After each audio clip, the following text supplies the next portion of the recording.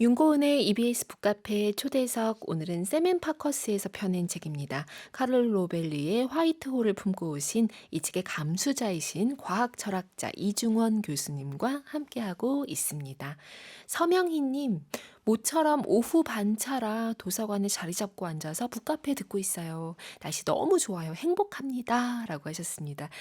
이 귀한 가을날에 또 이 귀한 책 얘기를 나눌 수 있다고 하니까 참 좋습니다. 오늘 놓치지 말고 꼭 챙겨주시기 바랍니다. 3142 쓰시는 카페인님은 출근 준비하면서 늘 찾아서 듣고 있어요. 재미있고 유익해서 좋아요. 라고 하셨습니다. 오늘의 얘기도 아마 오랫동안 머릿속에 맴돌 것이 분명합니다. 그리고 힌트를 우리 카페인님들이 주고 계세요. 교수님이 가지고 오신 퀴즈의 힌트를 살짝 네. 주셔서 제가 소개를 해드리겠습니다. 다른 카페인 분들을 위해서 우리 카페인님들이 또 준비하신 힌트. 김현정님, 단테는 항상 이것만 발표하죠. 라고 하셨어요. 이게 바로 정답입니다. 그리고 김지희님은 단테의 오래된 노래라고 하셨고요.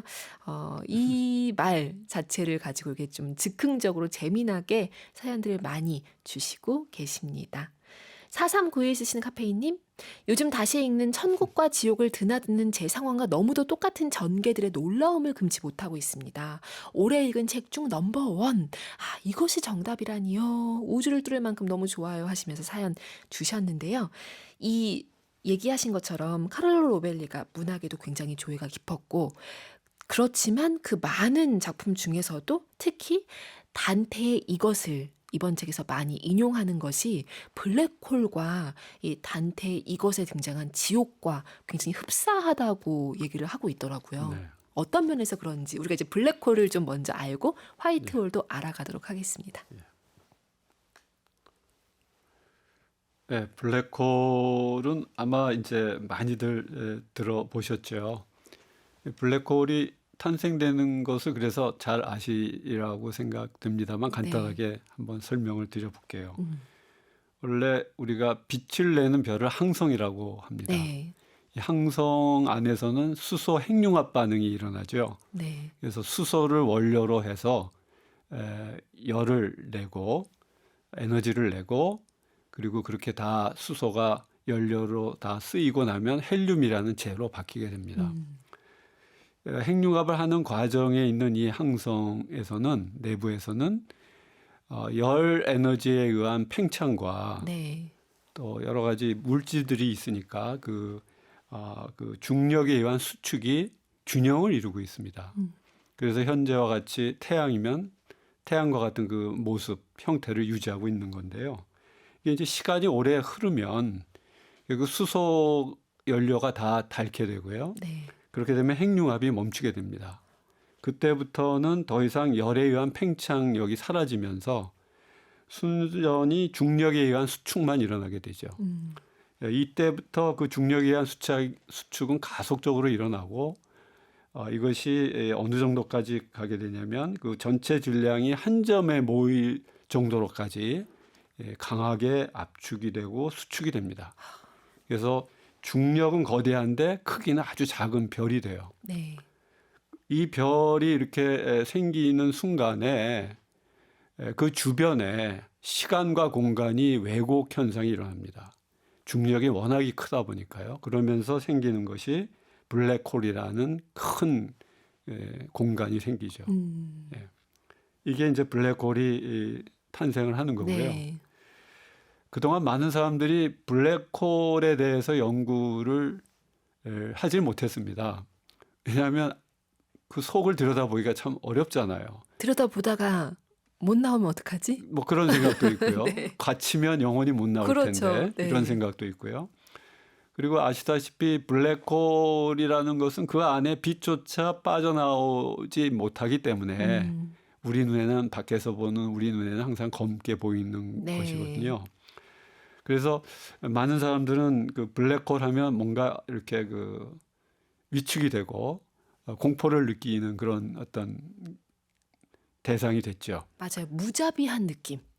네. 그런 느낌. 무자비한 힘, 네. 세계 이런 이미지예요. 맞습니다. 주변의 모든 물질들을 다 빨아들여서 네. 붕괴시키니까요. 맞아요. 더더욱 무자비하다는 생각이 들을 수 있겠습니다. 이 블랙홀이 이제 그래서 내부에는 그럼 진정 어떤 일이 일어날까 하는 연구를 사람들이 시작을 했지만 어떻게 해야 될지 잘 몰랐다가 네. 아마 1990년대를 전후로 해서 이제 아인슈타인의 일반 상대성 이론과 양자 이론을 통합하는 양자 중력 이론이라는 것을 연구를 많은 물리학자들이 하면서 네. 이 양자 중력 이론을 이용하면 블랙홀 내부를 들여다볼 수 있지 않겠느냐 이런 생각을 하게 된 거죠. 또 빅뱅도 들여다볼 수 있지 않겠느냐 이렇게 네. 생각을 한 겁니다. 사실 빅뱅과 블랙홀은 그동안 물리학 영역에서는 논외였어요. 어떻게 접근해야 될지 쉽지 않았기 때문에.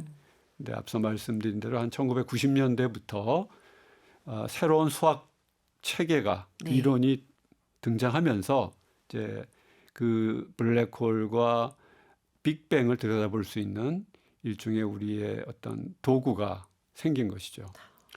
그걸 가지고 들여다봤더니 몇몇 사람은 블랙홀이 점점 사라져서 작아져서 궁극에 가면 없어진다. 그래서 블랙홀 안에 있던 모든 물질들도 다 사라진다. 이렇게 네. 생각을 대부분 했고요. 네.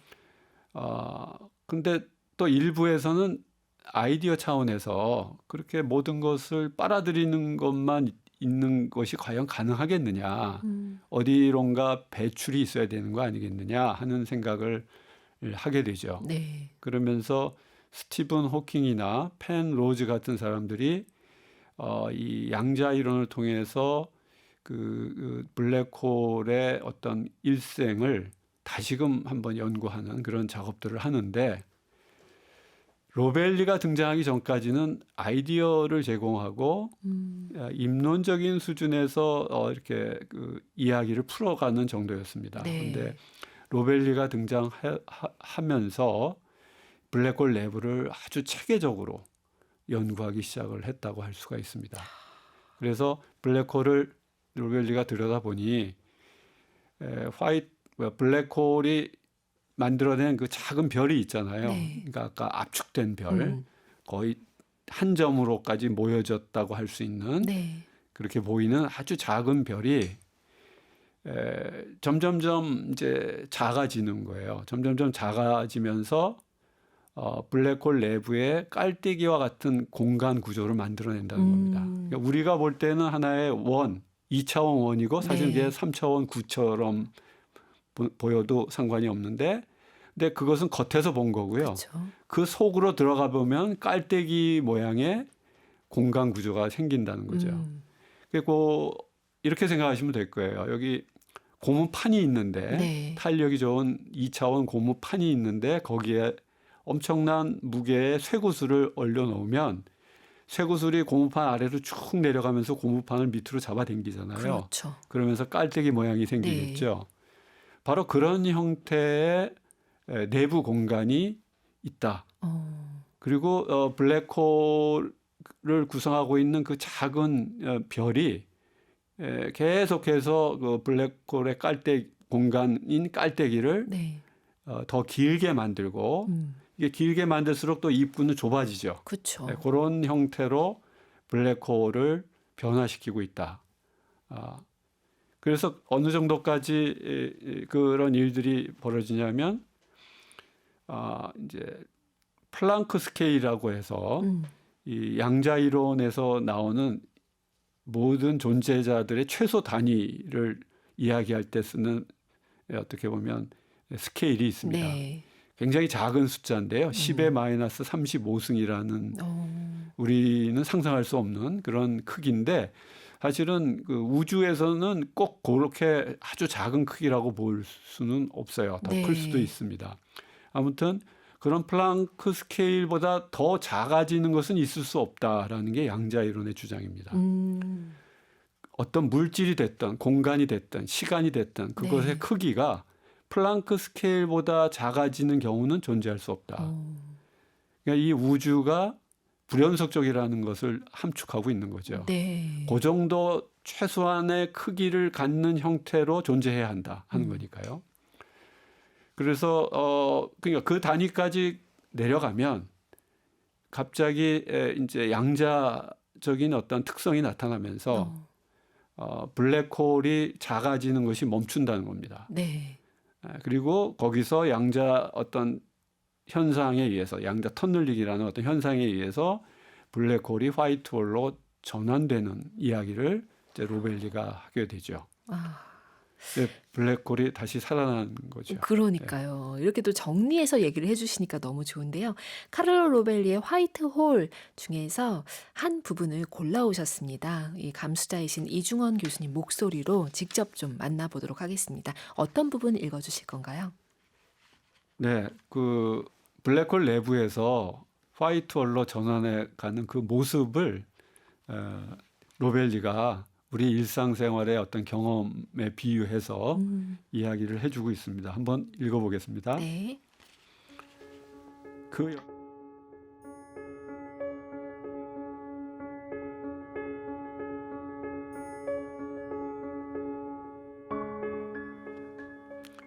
그 여름날 제 작업실에서 몇 달 동안 많은 시행착오를 거친 끝에 할이 새로운 제안을 했습니다. 양자 터널을 통과하면 시간이 뒤집히는데 이때 통과 전후에 두 시공간을 연결해 보자는 것이었습니다. 그게 무슨 의미였을까요? 그것은 특이점 너머에 뭔가가 있을지도 모른다는 얘기였습니다. 이 제안은 아주 단순한 유추를 바탕으로 한 것이었습니다. 블랙홀은 낙하로 형성됩니다. 연소를 마친 별이 자기 무게에 의해 압착되며 낙하하는 것이죠. 그리고 블랙홀에 들어간 물체도 떨어집니다. 공간 자체는, 즉 앞서 나온 그림에서 깔때기의 긴 통로는 낙하에 의해 쪼그라들고 있습니다. 물체가 떨어질 때 어떻게 되나요? 바닥에 닿았다가 그 다음엔 튕겨 올라가죠.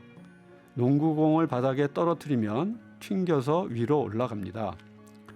튕겨진 공은 어떻게 움직일까요? 잠시 생각해 보세요. 마치 필름을 거꾸로 돌린 듯이 떨어지는 모습과 정반대로 움직입니다. 튀어오르는 공은 낙하 끝에서부터 거꾸로 본 떨어지는 공과 같습니다. 마치 공이 떨어지는 장면을 거꾸로 재생한 것과도 같죠. 우리는 블랙홀의 특이점 영역은 중앙에 있는 것이 아니라 낙하의 끝 바닥에 있다는 것을 앞에서 보았습니다. 블랙홀이 낙하의 바닥에 앞에 나온 그림의 진하게 표시된 영역에 도달하면 공처럼 튕겨서 되돌아갈 수는 없을까요? 마치 시간이 거꾸로 가는 듯이 말입니다. 블랙홀의 일생을 촬영하고 영상을 거꾸로 재생한다고 상상한다면 우리는 무엇을 보게 될까요? 화이트홀을 보게 될 것입니다. 그렇다면 화이트홀이란 무엇일까요? 오늘날 우리는 하늘에서 많은 블랙홀을 볼 수 있지만 앞서 말했듯이 블랙홀을 보기 전에도 이미 그것에 대해 알고 있었습니다. 아인슈타인의 방정식 덕분에 블랙홀이 어떻게 생겼는지 알고 있었죠. 많은 사람들이 블랙홀의 실제 존재를 의심했지만 블랙홀은 이론가들에게는 이미 잘 알려진 대상이었죠. 방정식의 해이니까요. 화이트홀도 마찬가지입니다. 아인슈타인 방정식의 한 해인 것이죠. 그래서 우리가 잘 알고 있는 것입니다.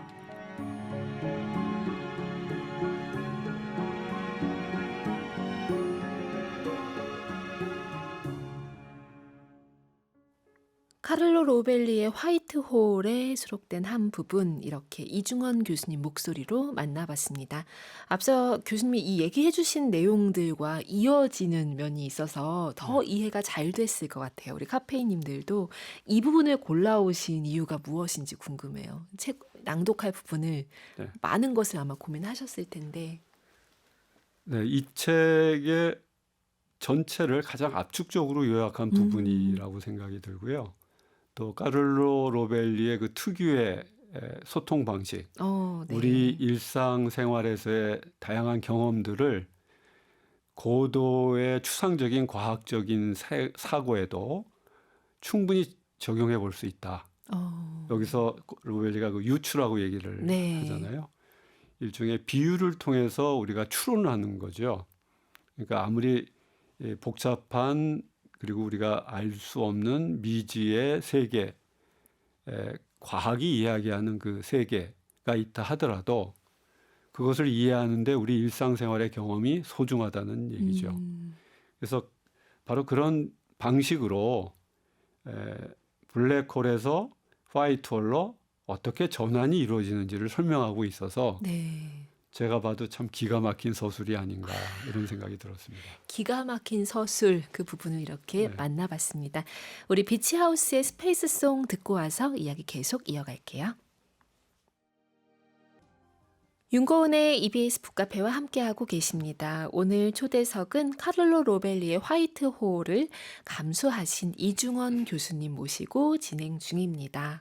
지금 많은 카페인님들이 와 하면서 이제 숨겨두었던 참아두었던 질문도 주고 계신데요. 아마 이것도 궁금하실 것 같습니다. 오늘의 북카페 에디션은 무엇으로 탄생할 것인가 질문을 살짝 드렸는데 그릴 이미지를 고르셨어요. 그렇죠? 네, 영화 크루엘라 에 등장한 네. 크루엘라의 여주인공이 네. 패션쇼를 여러 가지를 하는데요. 네. 그중에 한쪽은 얼굴이 하얗게 또 음. 옷도 하얗게 네. 또 다른 쪽은 까맣게 또 옷도 까맣게 해서 네. 아주 특이한 패션을 가지고 이렇게 쇼를 하는 장면이 있는데 오. 그 반은 까맣고 반은 하얀 것이 오늘 우리가 다루는 이야기하고 좀 와. 맥이 통하는 것 같아서 그 이미지로 한번 생각해 봤습니다. 그래서 제가 이 얘기가 너무 멋진데 블랙홀과 화이트홀의 이미지도 다 담고 있고 근데 이거 그리실 수 있으세요? 라고 질문 드렸더니 교수님이 그릴 순 없겠지만 해보겠다고 하셨습니다. 예, 제가 그림 솜씨가 없습니다. 네, 아닙니다. 잘 하실 수 있을 겁니다. 오늘의 그래서 북카페 에디션 이렇게 한쪽은 하얗고 한쪽은 까맣게 된 그러나 이제 흑백이 한 몸에 들어가 있는 거잖아요. 지금 네, 그 네. 이미지를 그려드리기로 했습니다.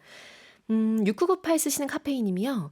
초등학생들이 만약에 사람이 블랙홀에 들어가면 어떻게 되나요? 질문을 많이 하는데 찾아보니까 스파게티피케이션이라고 스파게티처럼 가닥가닥 분리될 것이다 라는 추측이 있다. 이렇게 얘기를 해줬더니 아이들이 오징어처럼 되는 거냐고 웃더라고요. 블랙홀에 들어가도 죽을 거라고 생각을 못하는 게 저는 신기했어요. 네, 이렇게 오징어처럼 되는 거냐고. 됐다 만화적인 네. 상상력인데.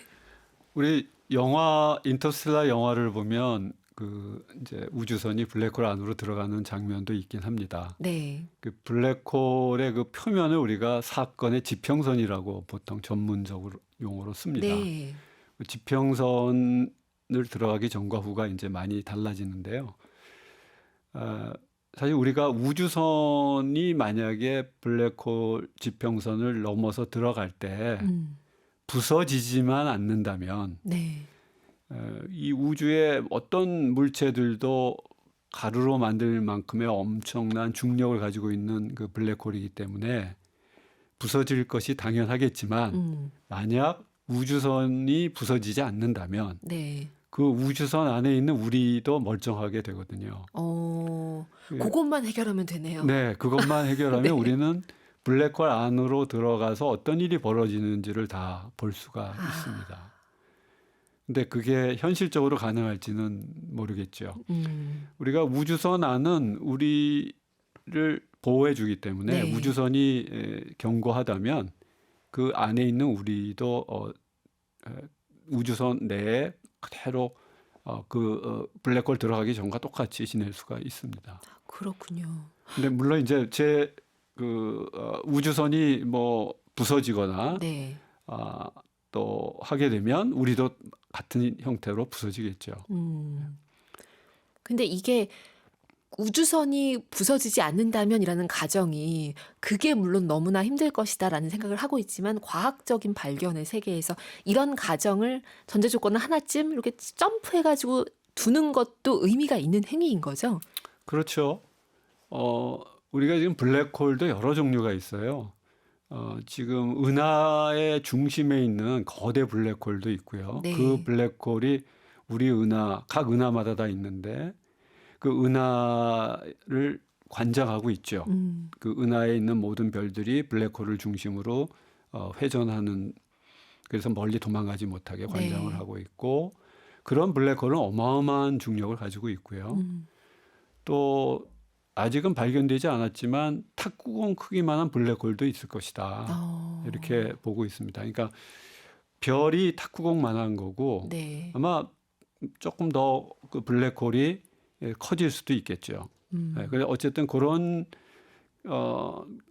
작은 블랙홀도 있을 수 있다. 그래서 블랙홀이 이 우주에 우리가 알고 있는 은하의 중심에 있는 거대 블랙홀만이 아니고 네. 크기도 다양하게, 또 그래서 어떤 사람은 뭐 수십억 개가 있을 수도 있다라고 얘기를 합니다. 최근에 우리가 암흑물질 이런 얘기들을 많이 네. 하는데 아마 우리 눈에 띄지 않는 블랙홀들, 이런 것들이 아마 우주 곳곳에 산재해 있다면 그것이 암흑물질이 될 수도 있지 않을까 하는 이런 얘기들도 나오고 있습니다. 그래서 은하 중심에 있는 블랙홀은 그 주변에 빨려 들어가는 별들이 빛을 내면서 네. 이제 서로 충돌을 하기 때문에 빨려 들어가면서 입자들끼리 충돌을 하게 되면 빛을 내거든요. 그래서 그 들어간 블랙홀 안으로 빨려 들어간 것들은 빛을 내지 못하지만 그 주변에서 계속 빨려 들어가지 않고 맴도는 녀석은 빛을 내요. 그래서 까만 구멍이 보이는 이유는 그 주변에 빛을 발하는 띠가 존재하기 때문에 네. 검은 구멍이 보이게 되잖아요. 근데 그렇게 거대한 블랙홀은 그렇게 보이지만 이제 아까 말씀드린 작은 블랙홀들은 그런 게 없이 그냥 블랙홀 그 자체로 보이지 않는 형태로 존재할 수가 있는 거죠. 저는 우리가 교수님 기다리면서 1부 끝곡으로 호떡이라는 곡을 내보냈거든요. 네. 북카페에서. 그래서 잠시 그 생각했거든요. 호떡?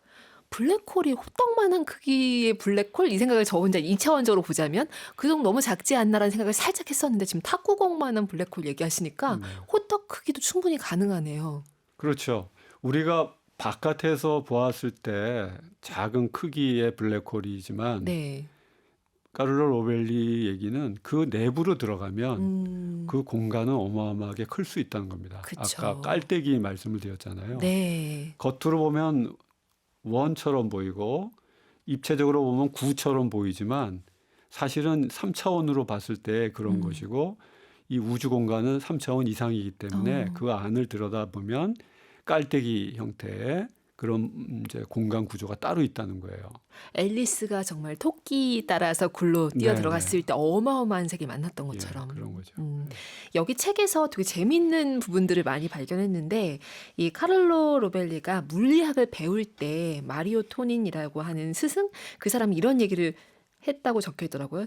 신께서는 매주 유명한 물리학 학술지를 읽는 것 같다라고 하면서 그래서 마음에 드는 아이디어를 그 물리학 학술지에서 발견하면 짜잔 하고 신이 실행을 하는 거다. 이렇게 이런 얘기가 나와서 카를로 로벨리가 그렇다면 부디 신이시여 블랙홀이 결국 화이트홀로 변하도록 만들어 주세요. 제발 뭐 이런 생각을 했다는 그 부분이 좀 재밌게 느껴지기도 했는데 만약에 신이 저명한 물리학 잡지를 매주 그렇게 챙겨본다. 소식을 매주 구독한다. 그래서 거기 나오는 좋은 아이디어 하나를 현실화한다. 뭐 이런 상상을 진짜 해본다면 교수님은 어떤 것을 신이 좀 실행했으면 싶으신지 좀 궁금했습니다. 사실 그럴 일은 이제 없겠죠. 일어날 가능성이 없지만. 없지만 네. 만약 가정을 해서 한다면 저는 우리가 지금 이 어떤 하나의 개체로서 자기의 고유한 몸도 가지고 있고 정신도 가지고 있고 네. 신체도 가지고 있고 누가 봐도 독립된 개체의 모습을 띠고 있잖아요. 근데 사실은 이렇게 그 나타나기 전에는 어떤 이 우주에 떠돌아다니는 미세먼지였을 수도 있고 어떤 뭐 작은 입자들이었을 수도 있고 어떤 네. 것들이었을 거라는 생각이 듭니다. 이제 그것들이 어떤 이유로 서로 모이고 결합을 하고 합쳐지면서 이제 저와 같은 개체를 만들어 나갔을 텐데 저는 그 과정이 굉장히 궁금합니다. 사실은 그 물질적으로 생물학적으로 어떤 입자들이 모여서 만들어졌다 이건 다 밝혀졌는데 네. 왜 그 물질들이 그렇게 관계를 맺어야 했는지 그렇게 맺게 된 계기 그건 저는 관계라고 생각할 텐데 그런 것이 어떻게 출발이 돼서 시작이 되었는지 그게 사실 궁금하거든요. 그러네요. 마치 진짜. 인간 사회에서도 제가 지나가다가 저의 젊은 연인 짝을 우연히 만나잖아요. 네. 근데 우연일 것 같지 않거든요, 사실은요. 어떻게 보면. 아, 근데 그렇게 맺어진 관계가 결혼으로 이어지고 그래서 자식이 나오고 또 그 자식은 또 이런 방식으로 계속 이어지는데 네. 그때 그 만남이라는 것은 관계 맺기인데 그게 어떻게 이루어졌을까? 그것이 상당히 궁금해요. 어떤 이유가 있지 않을까 하는 거죠. 우연이라고 생각하시진 않으시는 거죠? 우연히 반복되면 우연이 아니겠죠? 음. 네, 그래서 이제 우주에도 물질 간의 어떤 어떤 선호적 관계들이 저는 있을 것 같아요. 네. 그 관계 맺기가 이 우주를 구성하는데 굉장히 중요한 바탕이 되지 그쵸. 않는가. 지금 몸을 구성하는 물질도 중요하지만 네. 그 물질이 되기까지의 수많은 관계들의 엮임이 있었을 거라는 거죠. 그거를 좀 신이 있다면 신이 좀 명쾌하게 밝혀줬으면 좋겠다 하는 생각이 있습니다. 정말 이 책을 가지고 오늘 이중원 교수님과 이런저런 얘기를 나누고 있는데 카를로 로벨리의 생각에도 감탄했지만 또 거기서 이어가서 또 이중원 교수님이 또 펼쳐놓으시는 생각을 따라가는 동안 뭔가 완성되는 느낌이 좀 많이 듭니다. 카페인님들도 굉장히 감탄하면서 따라오고 계십니다. 어선희님. 오늘 상상 못한 북카페 에디션 너무 딱이네요. 예, 지금 굉장히 탐을 내고 계시고요. 8405 쓰시는 카페이님, 와, 북카페 에디션 크루엘라를 그렇게 연결하신다는 게 정말 놀랍습니다. 하고 사연 주셨어요. 갑자기 제가 질문 드린 거였거든요. 음악 나가는 사이에. 근데 딱 그걸 찾아내시더라고요. 그리고 장윤실님, 블랙홀은 물질로서의 인간이 물질로만 감각할 수 있는 건가요? 블랙홀에 들어갈 수 있다면 무슨 일이 있는지 볼 수 있다고 하셔서 궁금증이 생겼어요. 이렇게 질문을 주셨습니다. 물질로서의 인간이 물질로만 감각할 수 있는 것인가? 하는 질문? 네. 블랙홀을 직접 우주선을 타고 들어가면 이제 우리가 이 감각 능력이 있으니까 네. 지각 능력이 있으니까 그걸로 일어나는 현상을 목격할 수 있을 거고요. 그러니까 직접 우주선이 볼수 있을 무사하다면. 겁니다. 예. 근데 네. 지금은 우리가 볼 수 있는 방법은 직접 가서 볼 수는 없고 우리의 어떤 의식 정신 활동으로 네. 상상으로 볼 수가 있는 거죠. 예, 저는 상상으로 보는 것이 참 중요하다는 생각을 하고 로벨리도 그런 점을 많이 강조를 하죠. 네. 예, 인간이 가지고 있는 그 정신 의식의 능력이라는 것이 가보지 않고서도 우리가 볼 수 있는 그런 능력이라고 생각이 들어서 여러분들이 로벨리만큼이나 이 상상력을 갖고 계실 거라고 믿고 여러 가지 상상을 해보시면 어떨까 추천을 좀 드립니다. 권해드립니다. 만약에 카를로 로벨리의 화이트홀 읽고 나서 이 책으로 카를로 로벨리를 처음 접했다. 근데 너무 좋다라고 해서 이 생각을 좀 이어가고 싶다 하시는 우리 카페인 분들께 그 연장선상에서 좀 추천하실 만한 책이 어떤 게 있을까요? 카를로 로벨리의 책도 좋고요. 예, 사실 카를로 로벨리의 이번 화이트홀이라는 책은 압축적으로 그리고 문학적인 철학적인 표현을 가미해서 우리에게 잘 이해시켜주기 위해서 쓰여진 책이라고 생각이 듭니다. 네. 근데 조금 부족함이 있죠. 좀 전문적인 지식을 추구하시는 분들에게는 정보가 부족합니다. 앞서 카를로 로벨리가 자기는 전문 용어를 쓰지 않고 독자들과 소통한다고 스스로 얘기를 한 거 네. 그대로 이제 쓰여진 책인데요. 그런 면에서 혹시 이 까르로 로벨리의 책과 연결해서 더 많은 어떤 정보를 얻고 싶으신 분들을 위해서 한 가지 제가 책을 좀 추천해 보겠습니다. 네. 스티븐 호킹하고 로저 펜로즈가 아마 1996년일 겁니다. 영국 케임브리지 대학교에 있는 뉴턴 수리과학 연구소에서 네. 강의를 한 게 있어요.